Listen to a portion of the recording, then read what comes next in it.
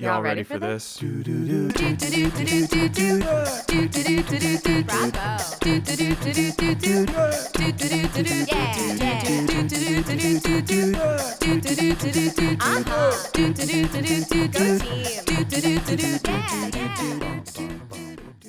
to Sports Kid Drama Kid. I'm Jim. I'm the Sports Kid. I'm Andi. I'm the Drama Kid. If you would like to support our show, you can do that on Patreon at patreon.com/SKDK pod. And if you have been enjoying the show or you're new to the show and you haven't left a review yet, please do. That'd be awesome. If you're on Apple Podcasts or Spotify or wherever you listen. Yeah. All right. With that out of the way, we had an episode planned and all ready to go for coming back from our little winter break. It is edited. But you'll have to wait a few weeks for that one because when Michigan football just won their college football playoff game, I knew that we had to talk about what has been going on with Michigan football this year. You did tell me that, and I was like, cool, I don't know much.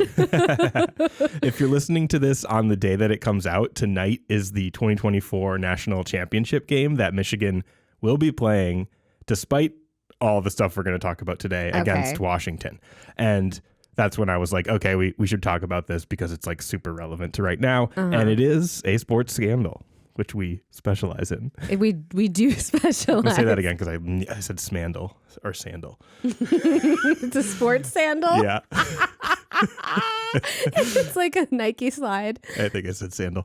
Because it is a sports scandal, and that's what we specialize in on this podcast. As opposed to sports sandals, which DSW specializes in. Nike slides. Adidas slides. And one slides. Andi, we talked about Michigan football just a little bit on one of our Patreon episodes. And we barely scratched the surface on it because it wasn't fully developed yet as a story. Right. It had like just broken, right? Yeah. What do you remember from that or from this if you've sort of let any of this seep in? Michigan is a state. State with the university. I'm kidding.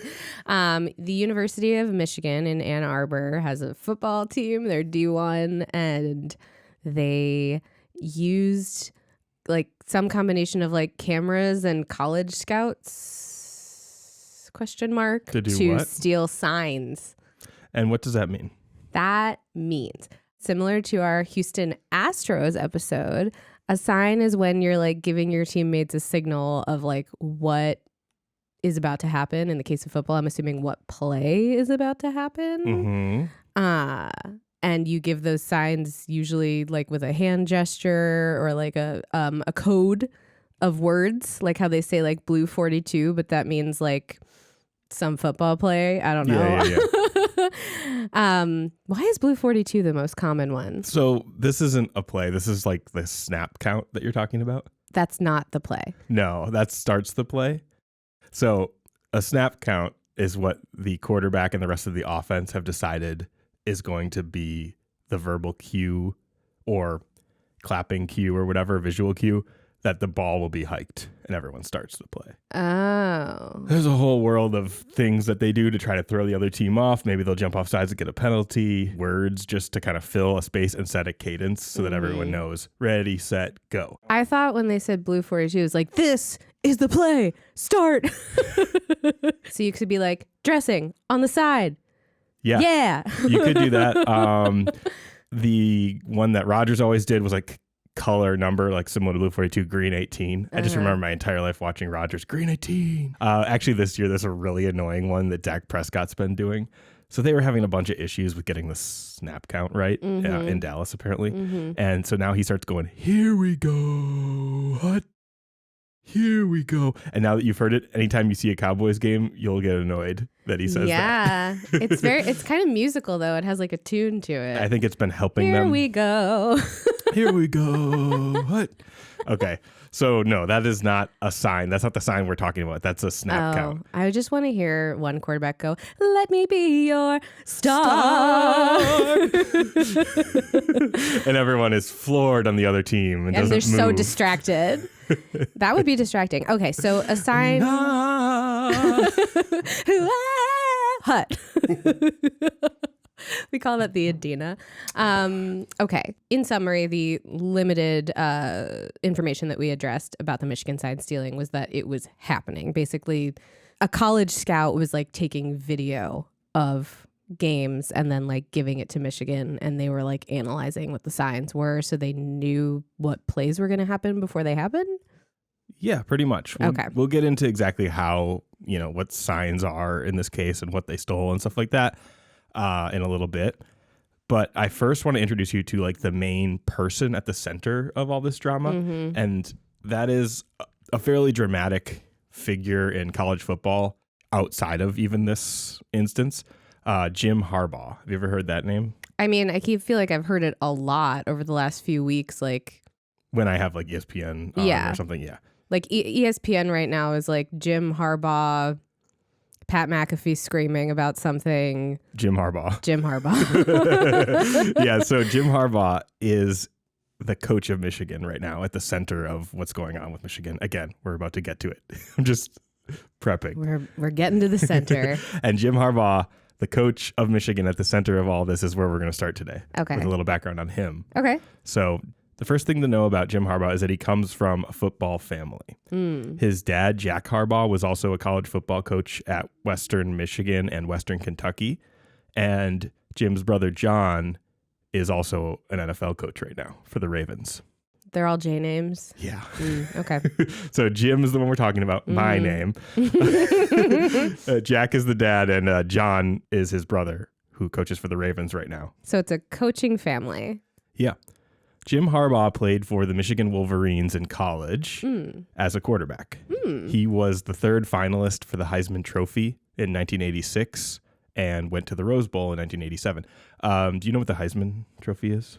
That is the trophy that they give to like the best college football player in a given year? Yep. Does it have to be a quarterback, or is it just usually a quarterback? It doesn't have to be, but it usually is. Okay. The Heisman Trophy is the award for the best all-around college football player in a given year. Sometimes it's other positions, but it's often quarterbacks. Notable recent winners that you would maybe know are Joe Burrow, Baker Mayfield, Lamar Jackson. These are all quarterbacks. Baby Joe Burrow. Then Harbaugh left college after a fifth year and was drafted in the first round of the 1987 NFL Draft by our hometown Chicago Bears. Not my hometown. No, not mine either, but our current hometown.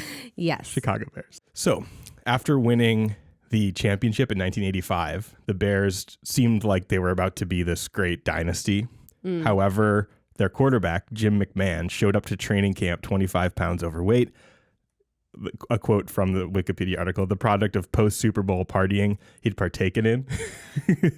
Nonetheless, he was once again named the starter, and then he injured his rotator cuff and derailed his season.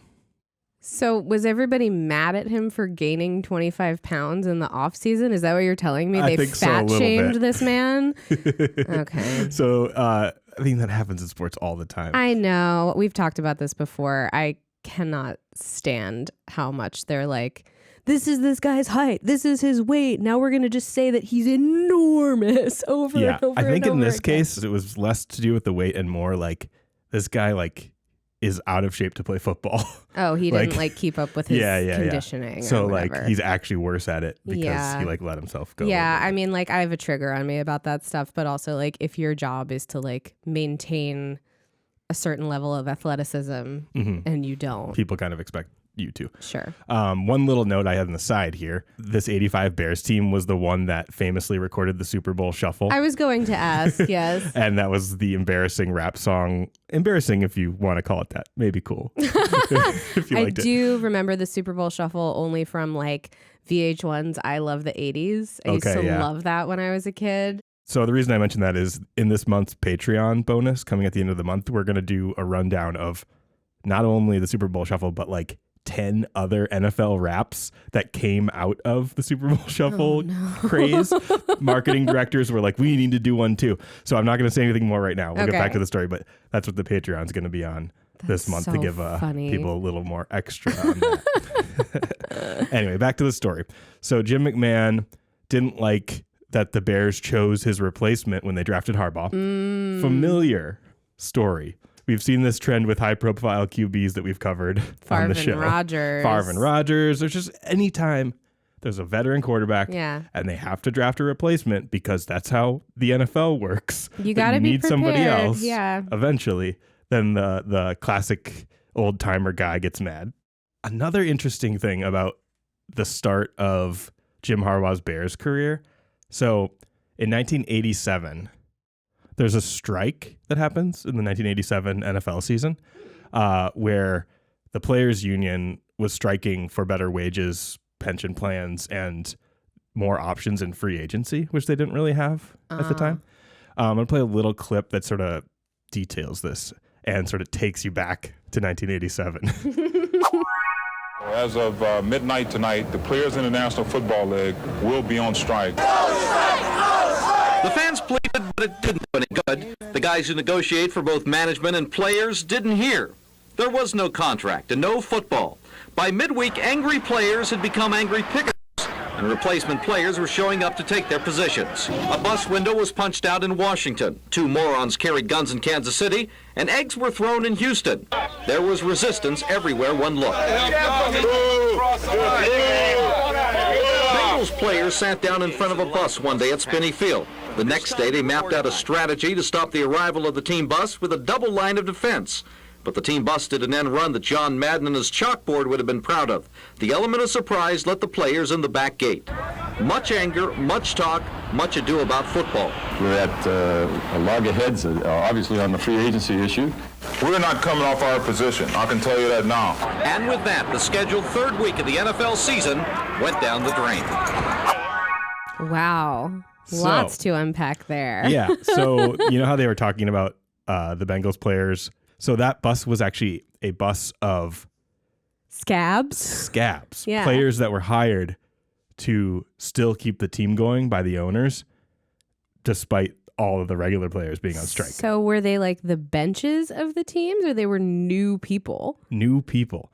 So to fight against the players, the NFL owners of many teams hired full rosters of new players as a real screw you to the striking players, which is insane. Like if that happened now, I feel like there'd be even more backlash. I mean, it was kind of crazy. Where did they find these players? I mean, I know a lot of people players, want like to be in the former NFL. college players, people that played in Canada, people that played all over. They were like, all right, we'll just get a team together of people. And they were like, this could be my big break. Yeah. In Chicago, this team was known as the Scabs or Spare Bears. Oh my God. Players who were willing to take the opportunity to play against NFL players, and despite union wishes. Interesting. Yeah. So 1 week was like fully canceled before the spare players were like hired. And the Spare Bears and the spare people on other teams played 3 games before the dispute was settled. Interesting. I wanted to comment on a couple other things.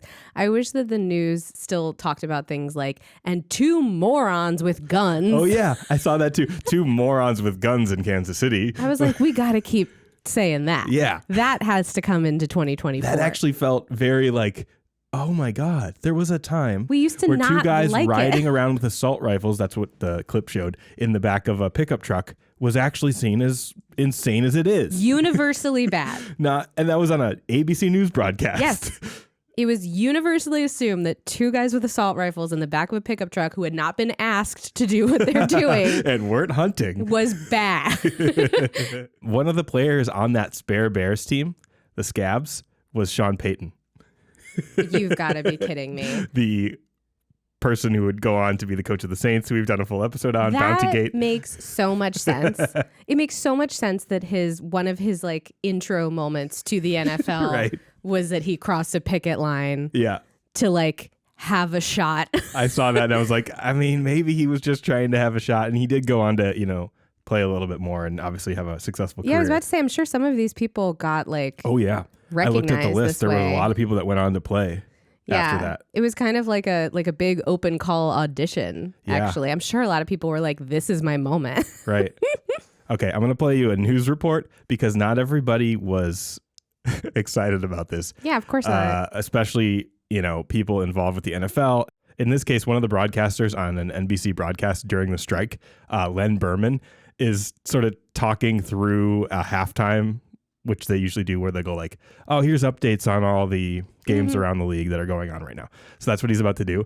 But he has a tone of like pure disgust that he has to talk about all these players that are just hired, because people who were on the side of the players and just annoyed with the strike really didn't like that the owners did this and we're going to count these games with like scab players. They're just like, ugh, why are we doing this? Why do we have to report on this? These aren't real players. This should just be shut down and you guys should work your shit out. Yeah. So with that context, here's a halftime. Now, for the scores and highlights, we are compelled to show them to you because the owners say these count towards the playoffs and the Super Bowl. So here we go. The Miami Dolphins in the second quarter. They lead the Kansas City Chiefs 14-0. This is the first regular or irregular season game in the history of Joe Robbie Stadium. Too bad there aren't more fans around to take a look. But that's how many are there. Ricky Isom will be the answer for trivia experts years from now. He is the first man ever to score a touchdown in the new Joe Robbie Stadium. 14-0 there in the second quarter. In Chicago, the Bears with the Vikings 7-0. Bears lead it. That's in the second quarter as well. In Cleveland, this is a battle for first place, if you want to call it that, if you want to count the standings. Houston leading Cleveland at 7-3 Houston, that game in the second quarter. In Indianapolis, a thriller, 0-0. Defensive struggle or lack of offense. Detroit and Green Bay, that is another. They have more scoring in the American League Championship Series. 3-3 in the second quarter. Tampa Bay is leading San Diego. Ray Perkins' club could be 3-1. So here's some first quarter action. Punt returner Al Williams. Well, he muffed the punt. Ball's recovered by Tampa Bay snapper. There you go. Some replacement football at its best. Marcus Quinn with the recovery. That man, I love that energy. And he was just like, I guess I have to do this. Like, that energy contrasted with, like, you can see in the video footage they're showing that these players that are actually getting a chance to, like, play at the NFL level are having the time of their lives. Clearly, like, they look like they're having a lot of fun. Also, you were allowed to have a final score of 0-0 then? It wasn't a final, I don't think. Oh, it was at halftime. And you still could. You could? Yeah, you can tie in the NFL. You can? Yeah. During the regular season, you can tie, technically. But don't they always go to like extra overtime? Yeah, they do an overtime, and you can tie at the end of the overtime. There's only I didn't one. Know that. Yeah, in the playoffs they play till the end, but until someone wins. But in the regular season, you can tie. I didn't know that. Happens like once or twice a year. Usually. I didn't know that. That's interesting. Yeah, that was really funny. I love that guy. Yeah, he just had this almost like SNL deadpan, like, I guess if I have to count this as football, I know, and the will way continue my job. The way he was trying to get through it so fast, like those sheets of paper could not. So the strike ends, and then jumping ahead here a couple years, Jim McMahon left the Bears in 1989. So Jim Harbaugh started to get more playing time at QB. In 91, Harbaugh was the first Bears QB in a long, long time to actually play all regular season games for the team. In 1994, Harbaugh was out of Chicago and was signed by the Indianapolis Colts. In 1995, Harbaugh has his best season as a Colts QB and probably as a professional. And he led the Colts to the AFC Championship game and was named NFL Comeback Player of the Year for his performance. Why was he a comeback? They give that award to someone who's like not doing that well and then all of a sudden has an amazing year. I feel like it's sort of like a most improved award. Oh yeah, it's exactly what it is. Yeah, but it's like, I feel like getting that award kind of sucks. Yeah. You know what I mean? It's like when somebody's like, wow, you look great now. And I'm like, oh, thank you. Thanks. So you thought I was awful before? Exactly. No, that's very funny.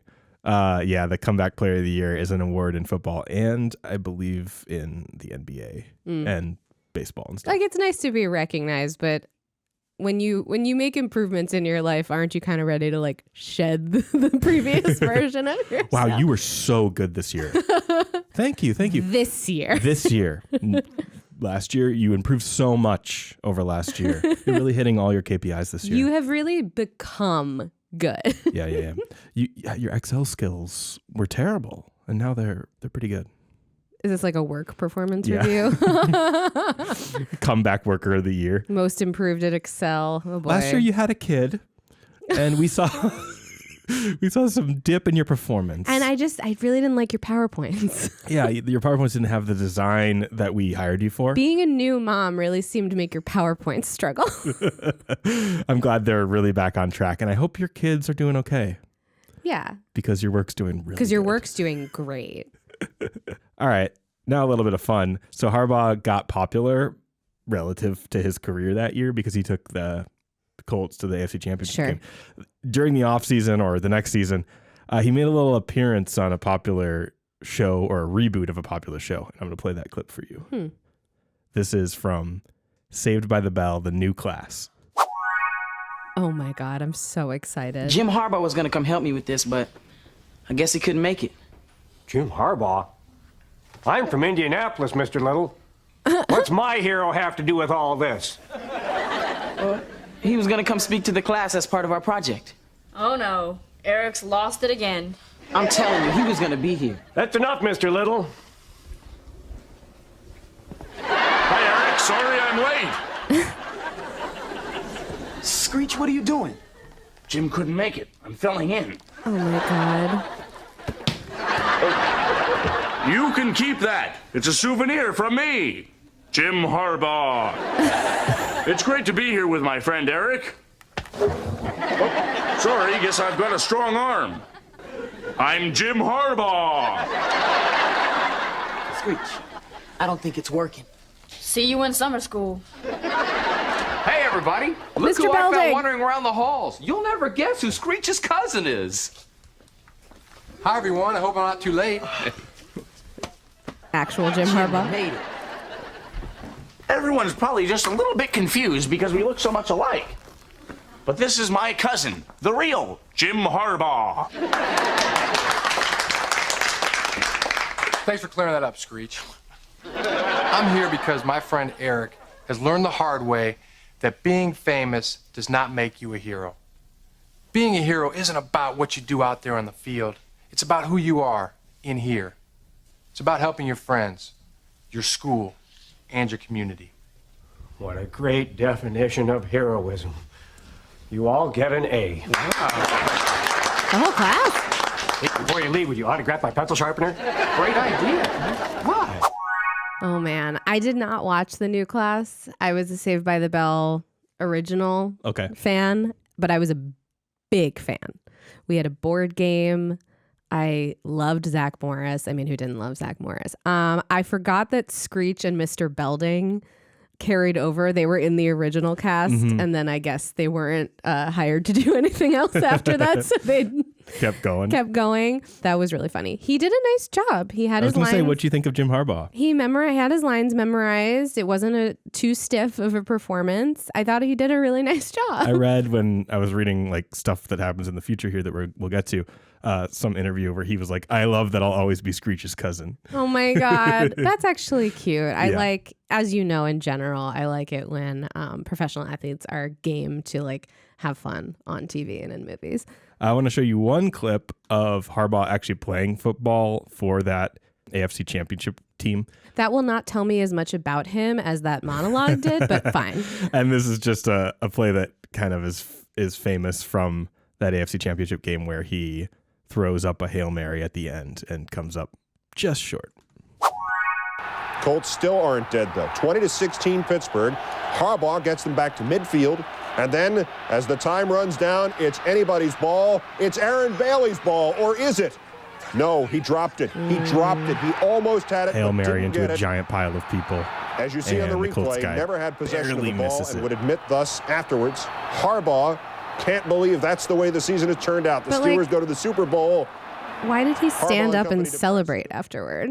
He was trying to sell it. That's wild to me. I mean, I know that like that still kind of happens in sports. Like I've asked you about this. I'm like, why is that basketball player like freaking out? And you're like, he's trying to like sell that maybe he got fouled or whatever. And I'm like, okay. Oh, it's such a part of all sports. I know, but it's funny because like that ties directly to acting because like they're literally like acting. They're literally acting.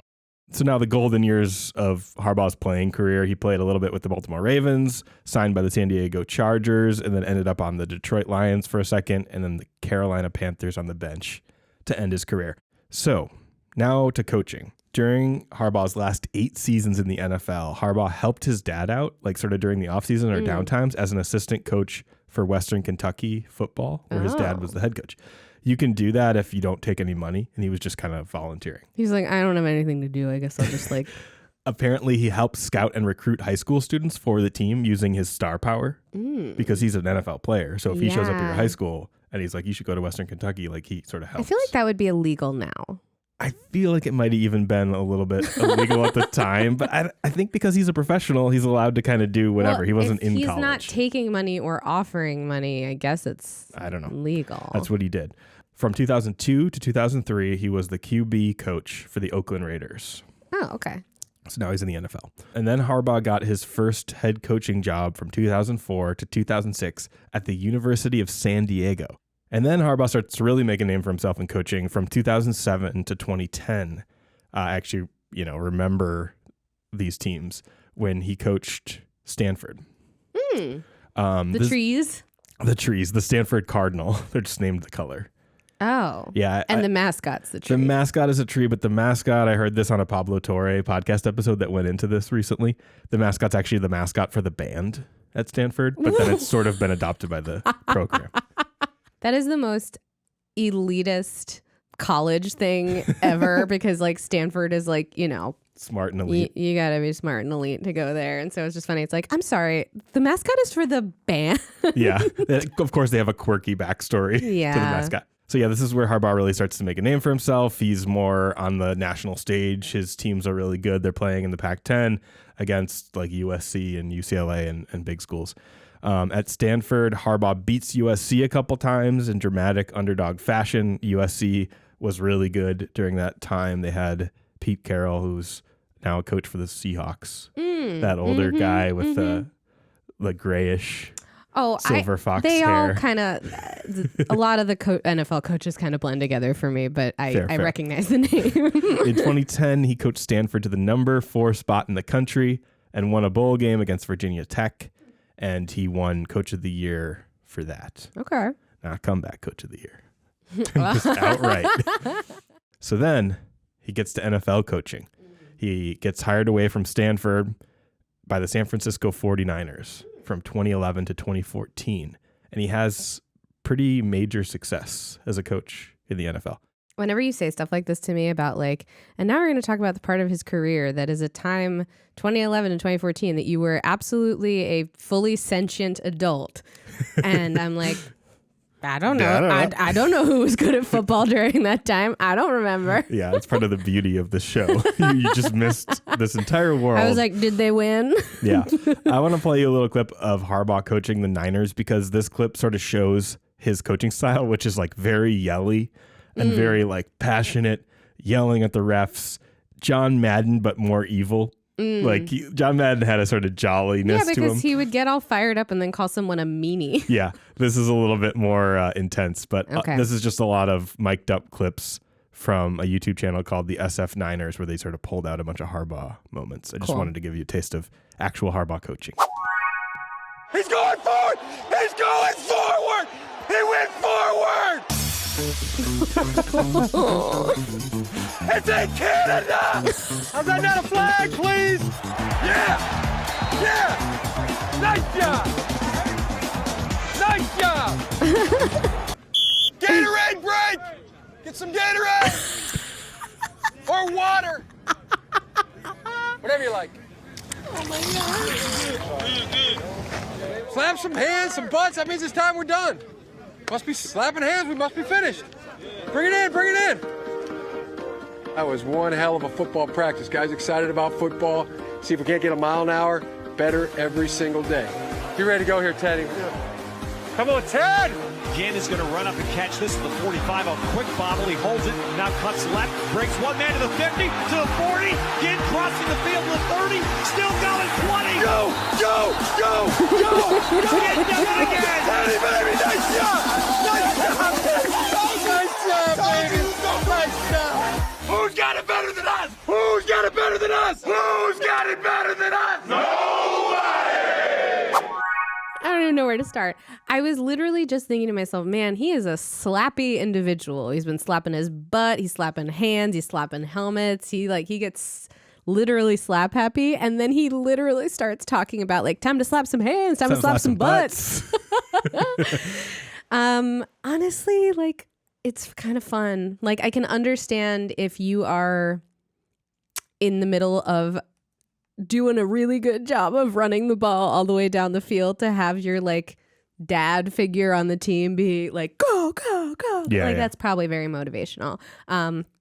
Screaming at someone to get some Gatorade or water I love that. That's energy I'm really interested in. Hydrate. Whatever you like. Whatever you like. Just drink it.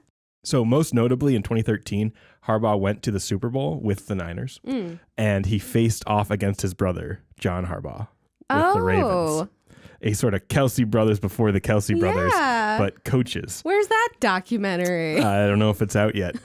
This was the first time that brothers faced each other in a Super Bowl as head coaches, and the Niners lost by 3.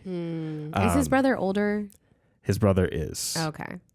So I wanted to play you one last little clip from that Super Bowl, and it's sort of a brothers press conference. All right, well, another storyline leading up to the big game. For the first time, 2 brothers are coaching against each other in the Super Bowl, or the Bro Bowl. Harbowl, some of them are calling it. Ever since Cain and Abel's sibling rivalry has made for good drama, on Friday, Jim and John Harbaugh went face-to-face in a rare pregame dual news conference, and ABC's Chris Connolly decides who won. Is there such a thing as too much brotherly love? You always try to get great coaches, and there's none better than Jim Harbaugh. And I'd work for him. I concur. Wow, as their teams prepare to face each other in Sunday's Super Bowl, brothers John and Jim Harbaugh, head coaches of the Ravens and 49ers respectively, held a joint press conference on Friday. So, who won? Well, welcome, and thanks for coming. Immediately, John puts points on the board with a freshly pressed suit. I just want to start by saying what an honor it is for both of us to be here with each other. No question about it. And a gracious greeting. Touchdown. John 7, Jim nothing. What? Jim's 49ers can score in a hurry, though. So can he. Philosophical commonalities? I'd be hard-pressed to spell philosophical right now. He's into the end zone with a charm offensive, and we are tied at 7. I know we couldn't spell commonality. We tried to make I want to hear more of the jokes they wrote for this. This was an ABC News story just sort of talking about it. This was indicative of all the news at this time. Yeah, I'm Much sure. like the Travis Kelce, Jason Kelce thing that we talked about on that episode. This just took over the news in the week leading up to the Super Bowl. I'm Everyone's like, sure. oh my God, the brothers. I am sure. God, love that Cain and Abel reference. That was a real swing. Ever since Cain and Abel, the drama between brothers has been very interesting. Like, okay. Okay, we're going biblical here. So, all right. That's the story of Jim Harbaugh up until he returns to Michigan to be a head coach. So this is his origin story. This is his origin story. He goes to the NFL. He is the Joker now. He had great success in the NFL. I think he just got tired of it and wanted to go back to Michigan. Sure. And coach the team where he played and be a hero at Michigan. Michigan football before Harbaugh was not doing well. It had been perennially an incredible college football school. But they were losing to Ohio State, their main rival, like every year. And then Harbaugh gets hired to come in and like save the day. Man, people really hate Ohio State unless they went there. Yeah, well, Michigan in particular. That's the biggest rivalry maybe in all of college sports. Now seems like a good time for a quick aside. Michigan's mascot are the Wolverines. Yeah. Do you recall that I didn't realize that a Wolverine was a separate animal from a wolf? I do remember. We talked about this once. I was like, "What? It's like a little bear dog." Yeah, a Wolverine. It's like a bigger badger. I thought Wolverine, like always my whole life, was like long for wolf. It was like wolf is short for Wolverine. I don't know. No, Wolverines are like ferocious. I thought they were the little same bears. animal, and that makes Hugh Jackman's costume in the X-Men makes so much more sense when you know what an actual Wolverine is. You're seeing X-Men your entire life, like it's not quite a wolf. Yeah, I'm like, what is this costume? It doesn't make sense. Yeah, they're little bear dogs, and they got sharp claws. Yeah, they're like cute and scary at the same time. Mm-hmm. So Harbaugh's next chapter, as I said, is to go back to Michigan and be the hero and coach the Michigan Wolverines. And bring them back to their former glory as a football team. This is the career phase that the main story of today's episode takes place in. He's hired by his alma mater, Michigan, comes back, and it took Harbaugh a while to get his system and his recruiting in place at Michigan. But in the last 3 years in particular, Michigan football has won their division in the Big Ten and been a top program in the country again. Throughout Harbaugh's time at Michigan, he had a lot of trouble with beating their main rival, Ohio State, like I mentioned. Even though they were already losing to them, Harbaugh comes in, he still has trouble beating them. And people are like, oh, why did we bring in Harbaugh if he can't beat Ohio State? Sports fans give players and coaches about 5 minutes to do a good job. And then after 5 minutes, they're like, Maybe it's the coach. What was even the point? Yeah. I'm like, can you relax? Yeah. So the last few years, Michigan has beaten Ohio State, and he's sort of brought them back to being the prominent Big Ten football school. Throughout Harbaugh's career at Michigan, there have been constant rumors that he might leave the next year to coach in the NFL again. That's just par for the course with Harbaugh. Every year, there was always talks after he finishes one season if he's going to be there for the next. So he's like one of the it guys far as coaching at this point. Yeah. Every time an NFL coach gets fired, Harbaugh's name comes up on ESPN the next day. What about Harbaugh? This offseason, actually, he is rumored to be maybe coming to Chicago to coach the Bears. Like he went back to Michigan to coach his former team. I was about to say, if he's in the business of being the cleanup guy, then maybe. We don't know about that, but I suspect we're going to hear even more about Harbaugh maybe leaving after this college season. In 2021 and 2022, Michigan made the college football playoff, the Final Four team thing. It's going to 12 next year, but that's a whole thing. You've done your best to answer my questions about what the hell is going on in college sports and the divisions and whatnot, or conferences. That's what they are. So yeah, they made the playoff and they lost both times to Georgia and TCU, respectively. Texas Christian. Yes. Yes. Horned Frogs. Horned Frogs. Which brings us to this season, the 2023 season. So in August, before the 2023 season even began, Harbaugh was punished by his own university, Michigan, with a self-imposed 3-game suspension to start the year for recruiting violations. The investigation involved impermissible texts and calls, including some by Harbaugh, to high school prospects during part of the pandemic-related dead period for contacting potential recruits. So he was talking to people when he wasn't supposed to for recruiting. When are people going to realize that text messages and calls leave a literal paper trail? I don't know why people expect to get away with things that literally keep a document transcript of evidence. That's a great setup for where we're about to go. People joked that Harbaugh was getting punished during this thing for taking recruits to get burgers at the Brown Jug, a popular burger spot in Ann Arbor. But it wasn't actually him taking people to meals. He was allowed to do that or whatever. It was just the timing of it that didn't line up with the window. When he could be talking. Yeah. He didn't take him to Zingerman's to get a sandwich. That's the one thing I know about Ann Arbor. Yeah, I've never been. I do want to go. It sounds cool. Yeah. And then just a couple months later in October, we hear about another bigger issue at Michigan. So on October 19th, Yahoo Sports, of all places, broke the news of an ongoing investigation of Michigan football for alleged sign stealing. Andi, I'm going to have you read a little bit of a statement from the spokesperson from the Big Ten that was published around this time. Okay. Late Wednesday afternoon, the Big Ten Conference and University of Michigan were notified by the NCAA that the NCAA was investigating allegations of sign stealing by the University of Michigan football program. Quote, the Big Ten said in a subsequent statement released Thursday. Quote, the Big Ten Conference has notified Michigan State University and future opponents. The Big Ten Conference considers the integrity of competition to be of the utmost importance and will continue to monitor the investigation. The conference will have no further comment at this time. We will have no further comment than the non-comment that we just made.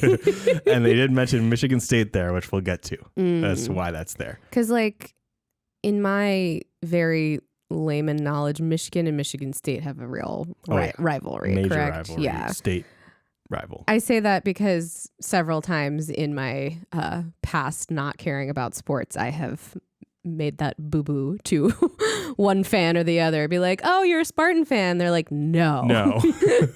Oh yeah, that's bad. We gave you the detailed background on sign stealing in the baseball Houston Astros episode.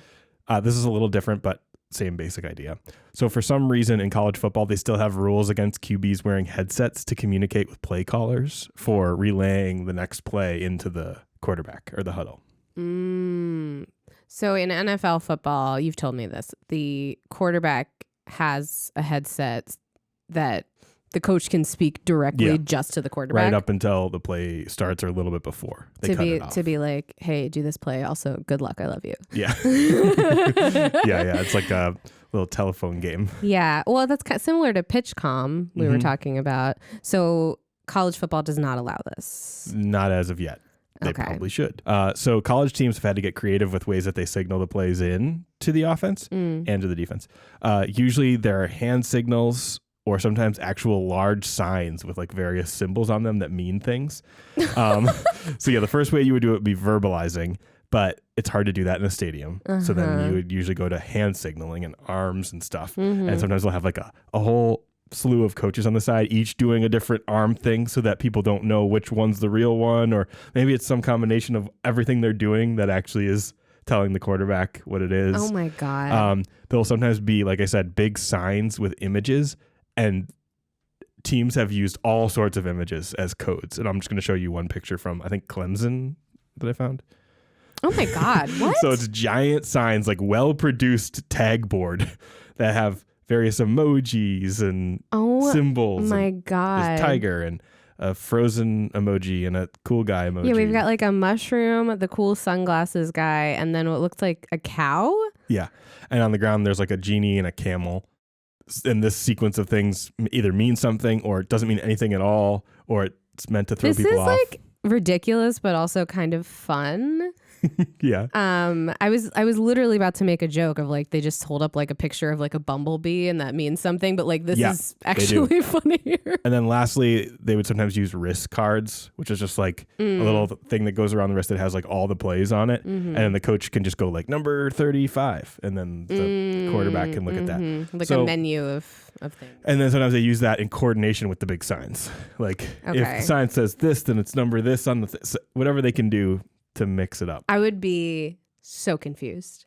This was a huge part of football for me that like really messed with me. Just like retaining all of the play info. And we weren't even this advanced in high school. Yeah. I'm like, I've always been pretty good at memorizing, but I'm not really good at like, okay, I'm on my own. It's my responsibility to like decode this and then remember what the code means I have to do. and then execute it. Do the thing. I would be the quarterback who would be like turning to like another player on the field being like, do you remember what the poop emoji combined with like the tennis racket emoji means? Halfback dive. Oh, okay.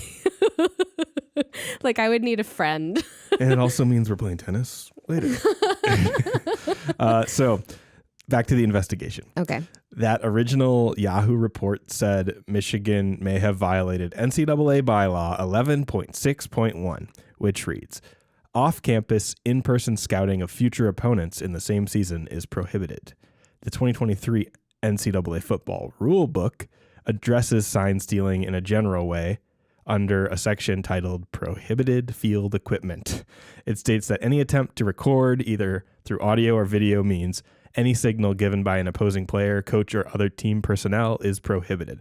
Similar to baseball, you can't use electronic devices and things to record the other team. You can watch football broadcasts from TV and try to decipher what they're doing that way, but you can't go out and send people out and like record what's going on for your use. Okay, so it's similar to what we talked about in the Astros game, where like if during the game, if you figure something out during the game, that's fine. Yeah. But you cannot take footage and then study that footage to be like, this is what the bumblebee sign means. Unless it's during like a national broadcast. Like you can watch it off TV and do that because it's like publicly available. Yeah. You can't take like extra means to film them and get that info. That makes sense. So the same day as that Yahoo original report came out, Jim Harbaugh said, "I do not have any knowledge or information regarding the University of Michigan football program illegally stealing signs, nor have I directed any staff member or others to participate in an off-campus scouting assignment." So the details of how the signs were stolen were not released at this point.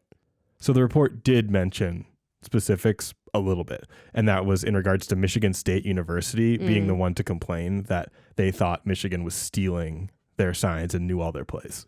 I see. And they were then looking into what happened. And did anyone think like Michigan State are just being sore losers? Yeah, probably at first. Yeah. But also people had known that Michigan was doing this, similar to the Astros. Again, people talk. And before anything official had happened, people were like, Michigan seems to know a lot of stuff. Like, seems like maybe they might be doing something. The rumor mill had started. Because that also happened around college football forever and and wasn't caught. So then more info comes out, and here's where we really get into it. 2 days later, on October 20th, a name is floated that nobody outside of Michigan football knew anything about. And that name was a person listed as an analyst on the Michigan staff by the name of Connor Stalions. Great name. I think I mentioned Stalions in the last time I talked about this. You did, and I said the same thing, which is, what a name. Stalions, as the Wall Street Journal reported as all this stuff was coming out, was a used vacuum salesman who was sued by his HOA for storing broken vacuums on his porch for too long. That was one funny detail. And then he was also a low-level coach on the Michigan staff.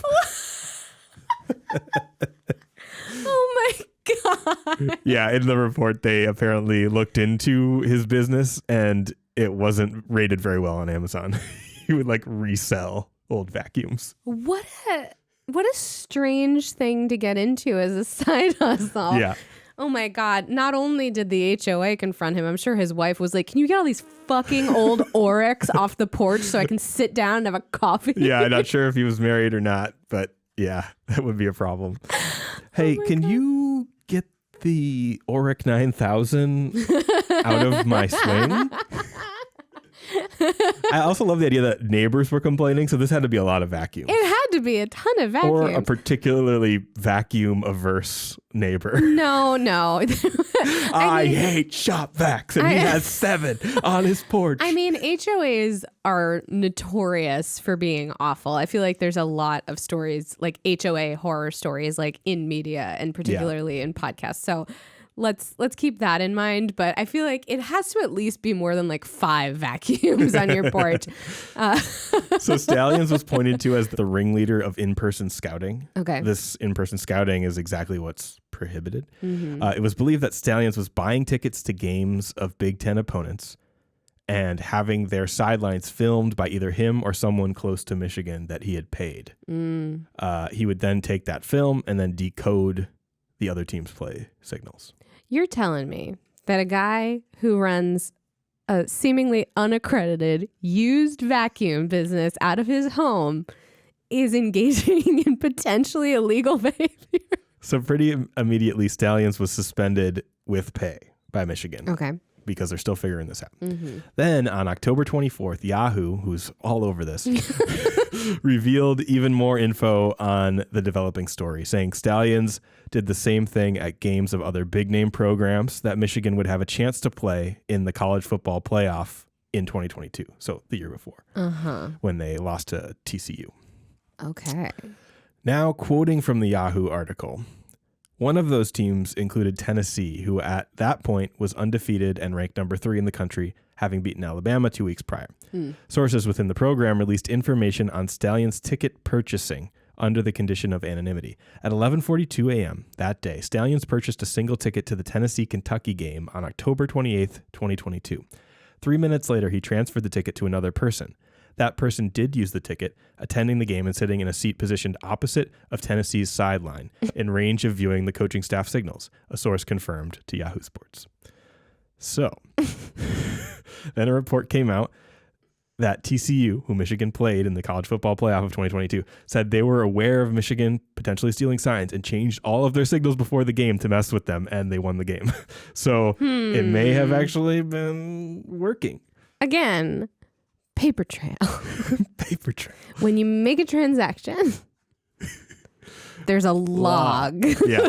And a lot of the ways they knew the transfer stuff was the ticketing sites, but then also Venmo, where he would pay people for the ticket that they purchased on account of this scheme. And and in the caption on Venmo, it said, "Thanks so much for filming the signs. Hope you enjoyed the game." Yeah. I love you. I hope your family's... Are you interested in a used vacuum? These babies suck. In a good way. In a good way. Anyway, thanks so much. I love you. Love, Connor. Yeah, all in a Venmo comment. Pizza emoji. As I mentioned, the very first one was Michigan State complaining. That's like how this all started. Mm-hmm. On Halloween of all days, October 31st, it was announced that Central Michigan, another school in Michigan, was reviewing footage from their opening game against Michigan State. Okay. So this is Central Michigan and Michigan State, not Michigan Wolverines. We're talking this all really Michigans. sort of brings up a question for me. Are there too many football teams in Michigan? No. On Halloween, the people at Central Michigan are reviewing footage from their game against Michigan State. And they found what appeared to be Connor Stalions on the sidelines of the game in a costume. No. As a Central Michigan coach so that he could film or get info on Michigan State, who they were playing. Wait a minute.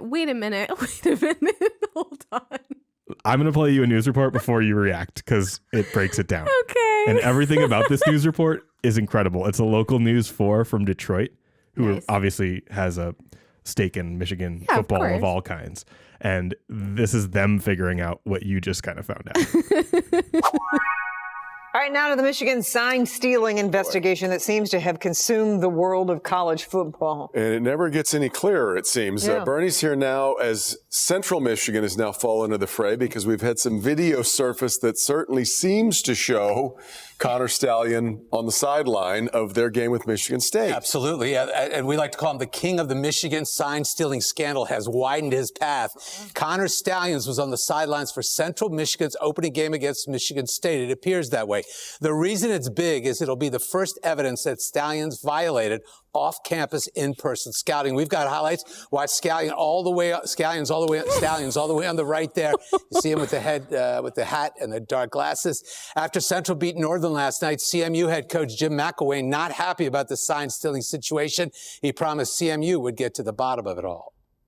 I do know that his name was on none of the passes that were let out. Now we just keep tracing it back and try to figure it out. But it's in good hands with our people. And again, there's no place in football for that. That's Jim McElwain. Some are wondering if the glasses that Stalions wore just might have a camera in them.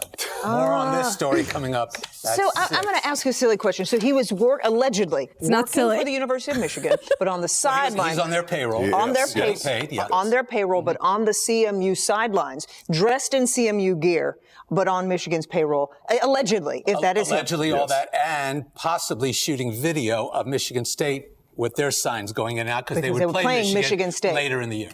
And he was wearing sunglasses at night, to quote the old Corey Hart song. Was it at night? He had some sunglasses on and some of the, yes. Well, So, the lights are bright. yeah, it's very bright, yes. All right, so We'll see in a little bit. more on that coming up. Yeah.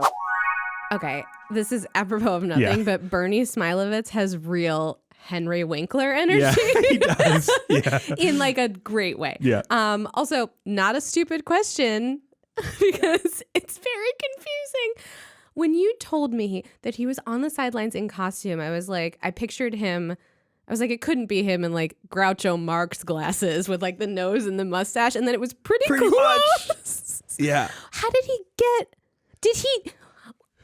this begs the question, like, did they later find like a lower level member of the coaching staff like knocked out and like shoved in like a laundry hamper naked? Like, where did he get the clothing from? I think he just went to the store and bought the clothing because they're all in Michigan. And then he probably had friends on the staff You know what I mean? Oh, yeah. Like he probably had all other know each low-level other. staff members who had coached at Central, coached at whatever, because he's in the Michigan football. I mean, check his Venmo. Is there a note that says like, "Hey friend, thank you so much for letting me borrow your clothes." Yeah. Also, I have a gently used Dyson with your name on it. Yeah, it's all for you if you just give me your Central Michigan hat. I feel bad ripping on this guy, but this is so ridiculous. It almost feels like he's operating without any actual direction from anyone at Michigan. That's I'm going to stop talking. Pretty interesting observation. Like, it has the flavor to me of going rogue without being ass. Well, we'll see if Like, once someone is starting to get like disguises, you know that their actual boss didn't tell them to do this. Well, we'll see if you're right. We'll see if you're right. We're getting close to the end here. I'm going to play a little segment of ESPN show Get Up, one of those annoying talk shows that I throw on every morning. One of those shows I hate that I watch every day, talking about this as it broke, which just gives you even more sort of context. Connor Stalions, the Michigan staffer who was at the center of the sign stealing investigation. Again, these videos, what you're seeing there is that fellow on their sideline during a September 1st game against Michigan State.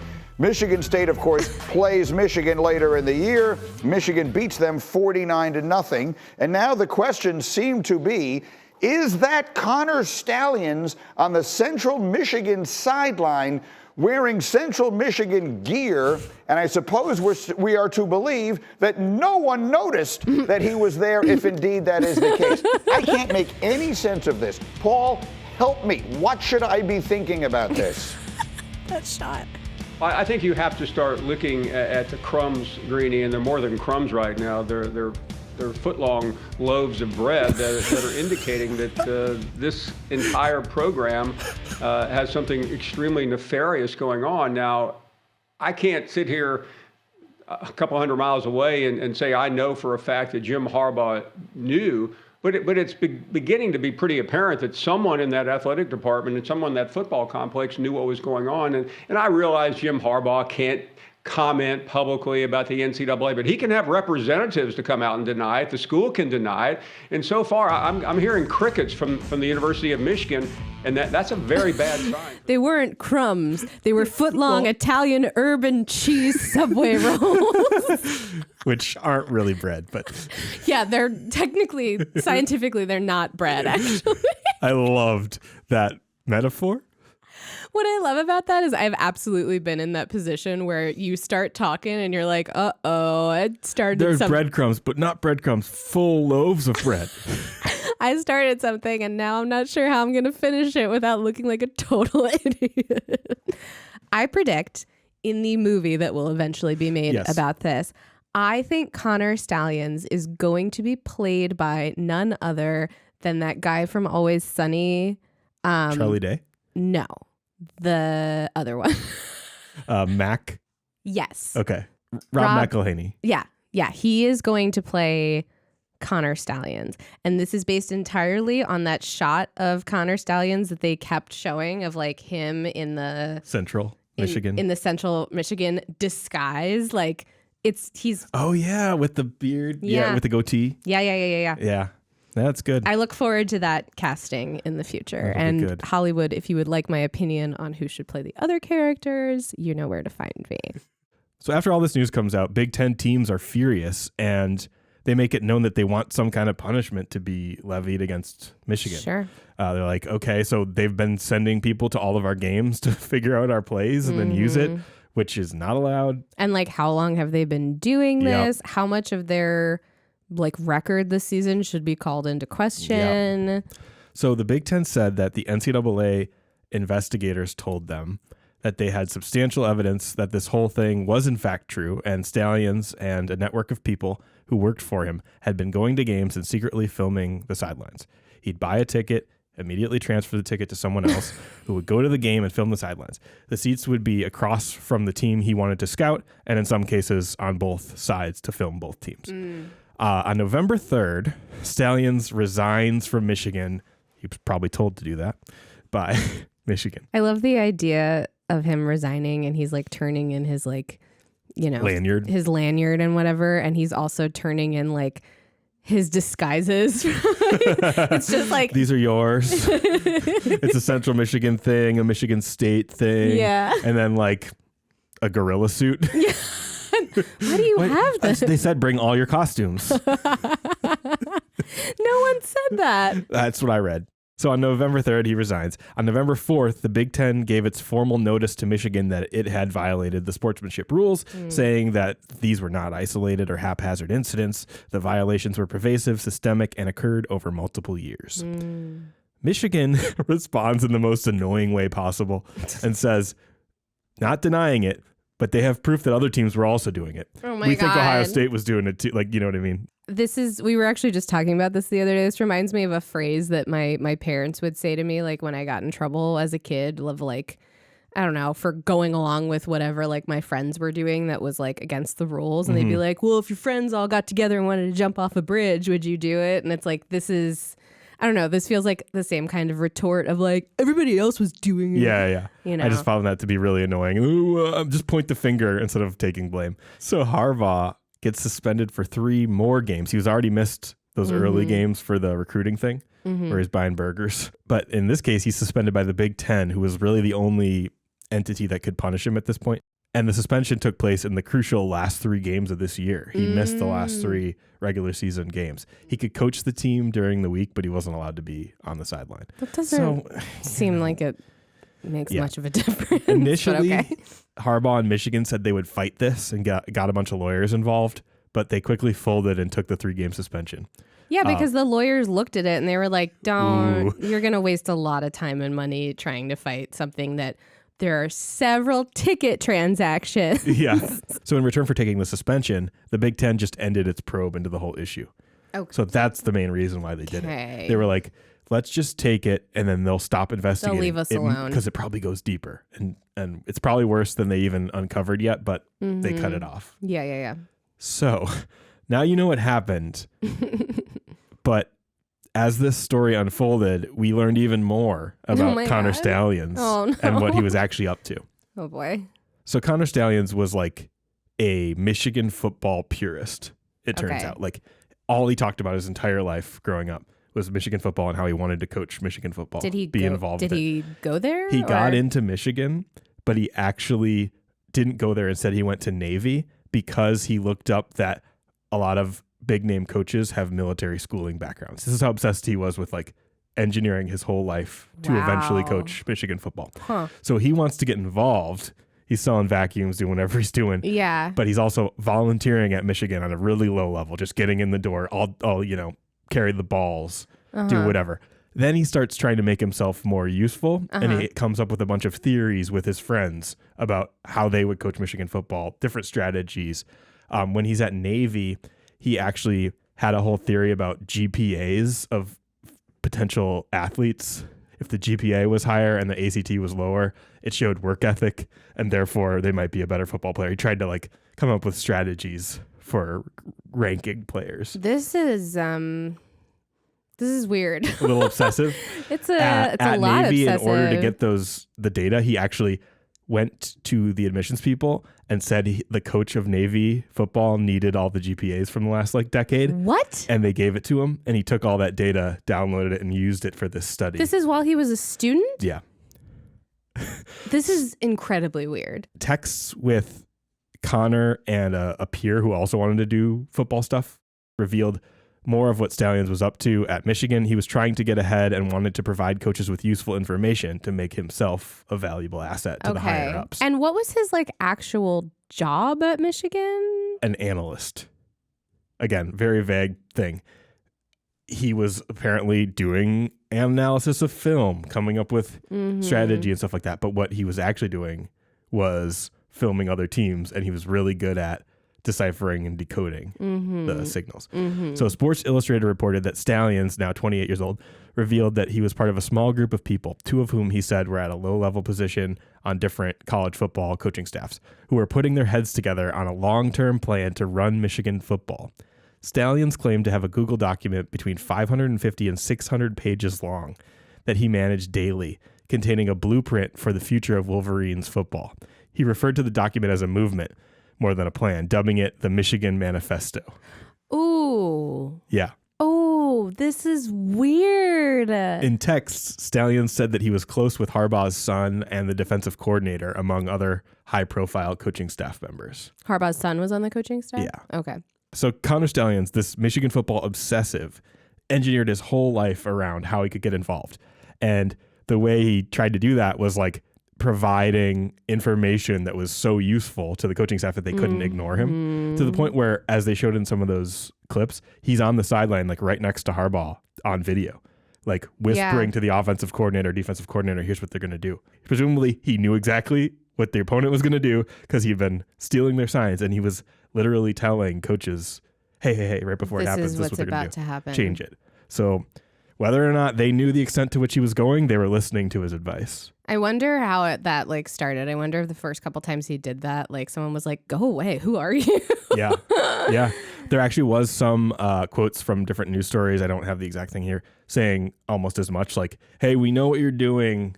Stop it. Cool it. Yeah. I don't know that, Harbaugh didn't say that, but someone in the program probably. Yeah. During this whole thing, ESPN reported that Stalions was believed to have purchased tickets to more than 30 games at 12 Big Ten schools, as well as other games with potential college football playoff opponents. In a New Yorker recap of this story, they reported that Chris Partridge was a coach for Michigan, a linebackers coach, and he had been fired for allegedly destroying computer evidence after the scandal broke. That may have contained info on Stalions' scheme. And in this New Yorker recap, they talk about a potential booster who was funding Stalions' trips around the country, his ticket purchases. I was about to say, like, he's doing a lot of traveling.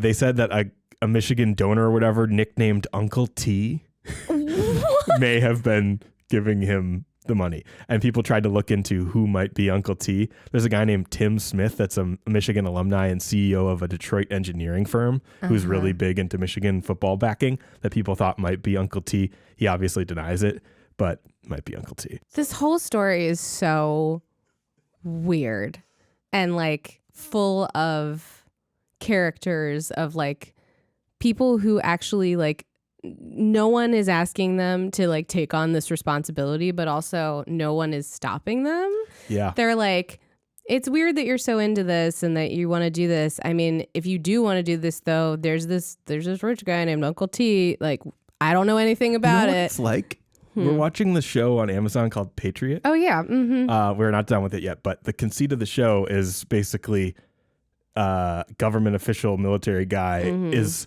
in charge of running these like secret operations, but they're not secret, but they are secret. And he's not told to do it, but he does have to do it so that his name is the one on the line and not the government's. This kind of feels like that line is being walked here. They're like, Connor, we'll let you do this. We really like what you're doing. Yeah. But if this comes out, you're going to take the heat for it. Yeah. I mean, because it is beneficial to them. Yeah. And I'm sure this is happening across the board in every single industry. Obviously, Patriot is a fictionalized television show. But like, if you think about it, how many times does a scandal come out and the evidence sort of supports like it was an open secret and they allowed it to keep happening because they knew that the one low-level person who was technically responsible for it would go down for it and was willing to go down for it.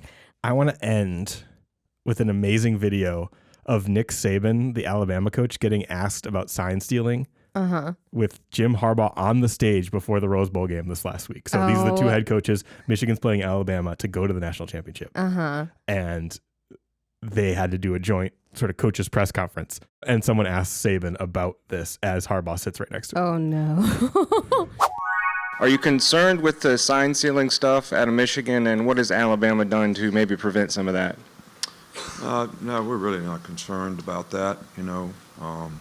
Integrity in the game, I think, is really, really important. And, our team has had every opportunity to prepare for this game just like they have every other game. And, I think that especially when you're, a no-huddle team, you got to adapt and adjust how you communicate with the quarterback. And hopefully one day we'll get to the NFL system where you can just talk to the guy in his helmet. I think that would be a lot better. But for now, we just have to adapt to how we communicate with the quarterback, and we'll change it up and try to not put our players at a disadvantage in any way.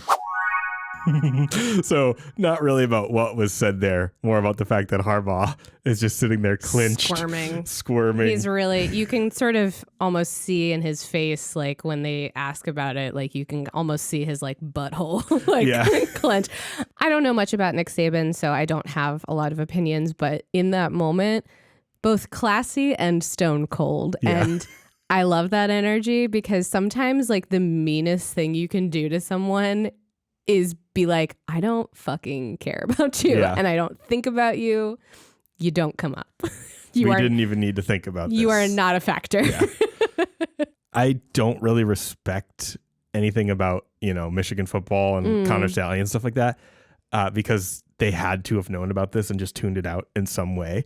Yeah. But when Stalions was discovered, I do think he became, like we said, like an easy scapegoat for Harbaugh in Michigan to just be like, oh yeah, this crazy guy.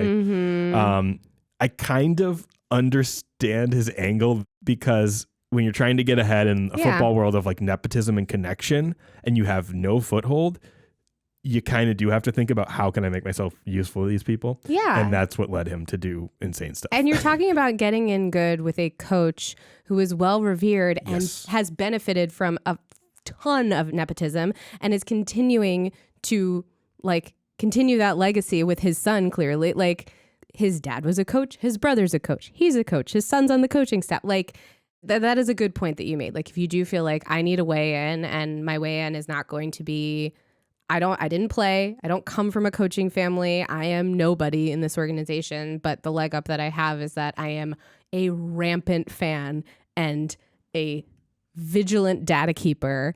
So I have a question. So once Jim Harbaugh just accepted taking more games off, this has been dropped entirely. Yeah, pretty much. And we're just all. Yeah. He's probably going to go to the NFL maybe after this year. And he's good. And this didn't damage Michigan's record at all. No. They're now about to compete for like the national title game. Yeah. As you can imagine, a lot of people are actually upset that they didn't get kicked out of this, especially those teams which were really close to making the playoff this year. I think you were there when that got revealed and Florida State and Georgia didn't make it, but Michigan did or whatever. There are people in Florida and Georgia that are particularly annoyed. Yeah. So for the people who may not know this, because I didn't know this, the way that like the final 4 teams of the college championship get picked is like a seeding process, basically, like where a big group of old dudes who've been paying attention to the season, former players, coaches, stuff like are that. like, these are the 4 teams that deserve to be in contention for the title. Yeah. And they do that based on a term called strength of schedule. Oh yeah, look at you. Which means like, did you play teams that were hard to beat or did you play easy teams, whatever. And then they just like release it on TV. They're like, these are the 4 teams. Yeah, like Hunger Games style. And I do remember, because I was watching this with you, you were sort of explaining to me like, this is shitty because there are teams that really deserve to be in this that are not going to be in consideration because Michigan is taking up one of the spots. Yeah. Because they've had a good season. And I said to you, I was like, shouldn't they just be disqualified this year? Like, yeah, probably. But probably. They found every way to suspend them just enough, but not really to let them still. I mean, that kind of seems like, in general, kind of what happens in sports. Sports is much more, it's not even forgiving. It's sort of just like public appearance in sports and like appearing to be a bad person or a bad team or someone who has done something shady doesn't seem to affect people in sports as deeply as it affects people in entertainment. In general, I feel like a scandal happens in Hollywood, the people in question seem to be more personally hurt by having to come to grip with their actions than people in sports. Yeah. Because it tends to just kind of get like slap on the wrist and then brushed under the rug. Do you know where Connor Stalions is now? No, I assume that he's cleaning off his front porch of vacuums or... I kind of love him for just like the folk hero aspect of it all. Yeah. You gotta love in this day and age somebody literally being like, I'll just like wear a disguise and sneak in. Yeah, you do. That's why I said I do kind of respect the audacity just because it's so ridiculous. It's but so ridiculous. I don't really know what that guy was thinking. Yeah, me neither. So yeah, that was the story of Michigan sign stealing. It's very relevant to what's going on right now. I'm sure we'll hear more about Harbaugh and maybe about this in the future, but for now, that's where we're at. A lot of colorful characters in this one. Yeah, this one was fun. I really enjoyed this, and I look forward to the inevitable miniseries about it. For sure. Both documentary on ESPN and then also a little bit later, a live action with There's going to be too much. with McElhaney. Yeah. Thank you so much for listening to us again. If you want to find more of us, you can do that on Patreon. Links to that are in our show notes. And like I said, we're going to do a little recap of the NFL rap trend. I'm so excited later about this that. month on Patreon. And yeah, other than that, you can find us on social platforms, leave a review where you listen. Yeah. Share, subscribe, whatnot. Thanks so much. Bye.